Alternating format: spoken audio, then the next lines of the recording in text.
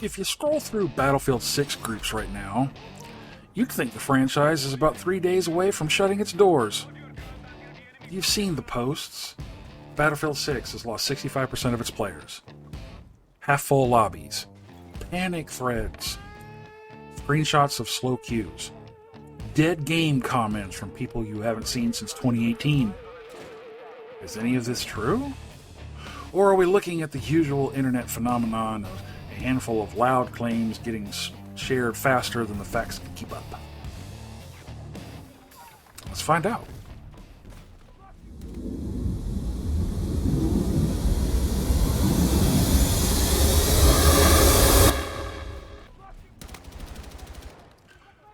Tonight, we treat this topic like a report, not a fire alarm. What do we actually know about Battlefield 6 player numbers? How does it stack up against Black Ops 7, Arc Raiders, Tarkov, and the rest of the shooter traffic jam? And most important, what does any of this change for your match tonight? By the end of this video, I'm hoping we'll know if Battlefield 6 is genuinely bleeding out.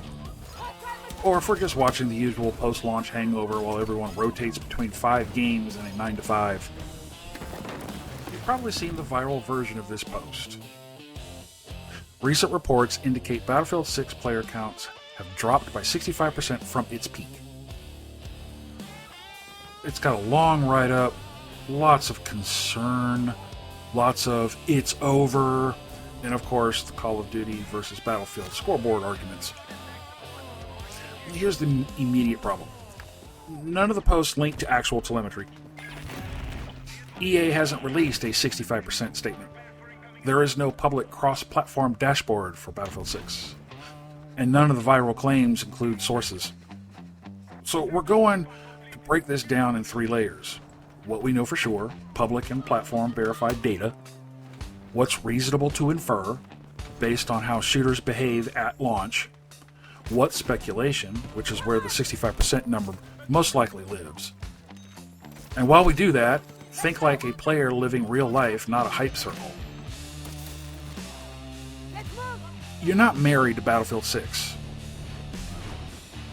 You might also touch Black Ops 7. Personally, I don't know why, and I'm not saying that because I play Battlefield 6. I never cared for the game after Black Ops 2. I've never cared for the franchise. That's the only reason why I said that. You might be touching Arc Raiders, Tarkov, your backlog, or whatever my friends are playing this week. You have limited time, a job, maybe you got kids, maybe you got a spouse. A few nights a week when you're not falling asleep at the desk. The real question isn't, did the graph go down? Because every shooter graph goes down. The real question is Battlefield 6 stable enough to give me good matches at my actual playtime? And to answer that, we need receipts, not headlines. First up, we have launch reality check. Let's anchor the facts before judging the drop. On Steam alone, Battlefield 6 public data peaked at over 500,000 concurrent players, significantly outpacing the Battlefield 2042 beta. After launch, Battlefield 6 had hit an all-time Steam peak of roughly around 747,000 concurrent, making it one of the biggest shooter openings in years. Across all platforms, well, Umdia estimated 7 million copies sold in the first 3 days, which would be a franchise record. So no matter how much of the internet wants to drag it, Battlefield 6 didn't limp out of the gate. It really did explode. But does the initial explosion last? Well, no. And that's not a Battlefield thing, that's a shooter thing. Every live service shooter follows the same curve. You got a launch spike where everyone piles in, including tourists. You get the correction phase where people hit bugs, time constraints, or there's other games to play. And then you have the long tail, which is the stable core remains if the updates pace well. The real question is, where's Battlefield 6 on that curve right as we go through this video? Then we also get to go over what we can actually see right now. We do not have global concurrent numbers for Battlefield 6. Nobody outside EA does. But we do have enough to judge whether the 65% narrative makes sense. Now, the Steam numbers show Battlefield 6 firmly in the upper tier of premium shooters. Daily peaks in the hundreds of thousands. Steady position among Steam's highest played shooters. For comparison, Arc Raiders Early Access peaked at around 189,000. Arc Raiders full launch peak, 482,000. Black Ops 7 Steam peak, and this is a community estimate, somewhere around 300,000. I'm going to let that sink in for a second. Battlefield 6 peak was well above all of these. Even if you strip out the hype and assume declines, Battlefield 6 still lives in the top shooter range on PC.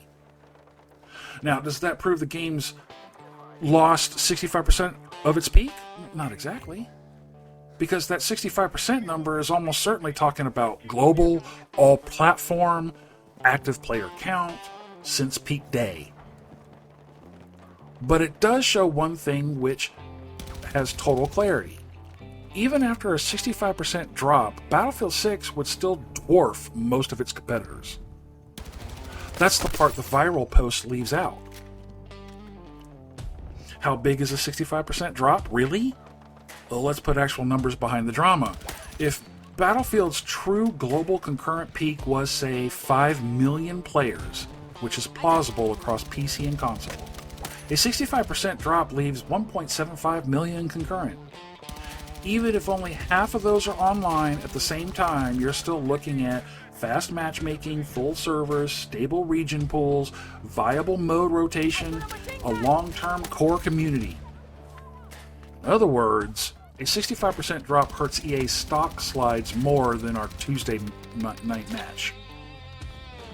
Every major shooter sees a 50 to 80% drop in the first month. This is not a meltdown. It's the cost of doing business in a shooter market. You also got the shooter dogpile. Battlefield 6 is not alone out there right now. You look at the competition it has in sharing oxygen with Arc Raiders, which is, you have that extraction loop, $40 entry point, roughly around 263,000 early access peak numbers, 482,000 full launch peak. Escape from Tarkov, it's harder, it's more punishing, it's a wipe cycle magnet. Arc Raiders is literally being compared directly against that. Then you have, you do have Black Ops 7. Massive content load, zombies, campaign, multiplayer, annual treadmill. And then you add seasonal events, single player drop-ins, backlog guilt, friends playing elsewhere. I don't know, life.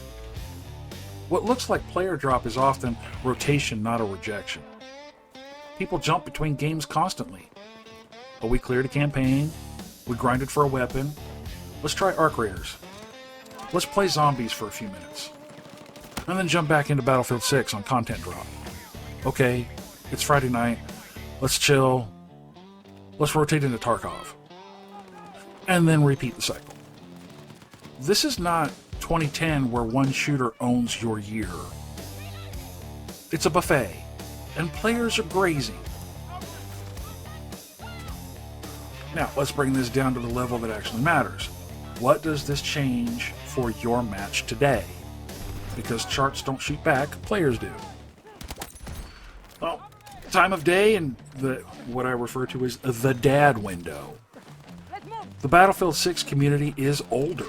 Jobs, kids, limited windows. Comments under the panic post read like this: peak Battlefield hours are 9 to 11 p.m. Kids in bed, wife is watching her show. After work, only time I get. If you're logging in at 3 p.m. or 2 a.m., you're outside the core window. Q Health isn't a population crisis, it's a schedule mismatch. The real question is, are your usual hours still giving you full lobbies? For most players, that answer is yes. Then you have the mode health versus the game health. When someone says servers are dead, you need to ask, okay, which region? Which mode? Which time? Battlefield 6 has core 64 player modes. Traditional, 64, and then you also have the Portal.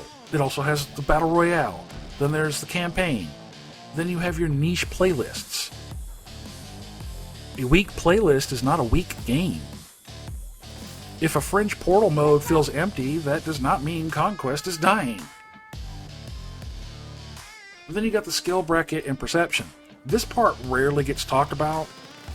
If matchmaking is stricter, like prioritizing, you get low ping, fair skill banding, avoid stomps, avoid backfill into doomed matches.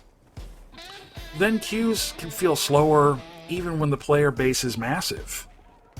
If EA loosens Matchmaker, queues shrink, but match quality does tank as well.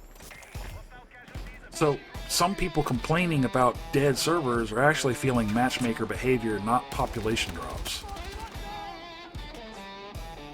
Now, what actually changes for you, if you play in a prime time, you run core modes, or on PC or current-gen consoles, then your experience is a faster queue, fuller matches, stable rotations, no sign of dead game reality.